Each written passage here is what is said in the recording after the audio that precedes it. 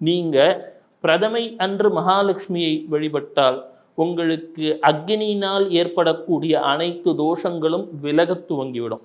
இதுவே த்விதியை என்ற 2வது நாள் நீங்கள் மகாலட்சுமியை வழிபட்டால், ஒவ்வொரு திதிக்கும் மகாலட்சுமி வழிபாட்டுக்கு ஒரு நன்மை இருக்குங்க.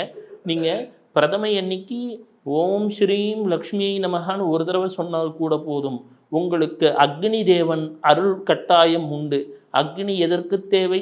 உடலிலே வெப்பம் குறைந்தால்தான் மறு ரணத்துக்கு இந்த சரீரம் ஈரம் இல்லாமல் தயாராகி விடுகிறது. அது தவிர்ப்பதற்காக பிரதமை என்று மகாலட்சுமி வழிபாடு அக்னியின் அருளை பெற்று தருகிறது.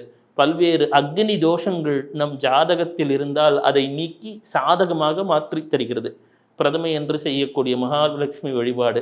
த்விதியை என்று செய்யக்கூடிய மகாலட்சுமி வழிபாடு பிரம்மனது அருளை பெற்று தருகிறது. நீங்கள் எங்கெங்கேயோ பிரம்மன் கோயிலுக்கெல்லாம் போகிறீங்க, எங்கள் தலையெழுத்த பிரம்மா மாற்றி தர மாட்டாரான்னு வருத்தப்படுறீங்க. த்விதியை என்று சொல்லக்கூடிய 2ஆம் திதியிலே நீங்கள் தை மாதத்திலே வழிபட்டால் பிரம்மன் எழுதிய தோஷங்கள் நீங்குகிறது. KBG Trips. Think holidays. Think KBG Trips. For bookings and inquiries, WhatsApp 9629911889.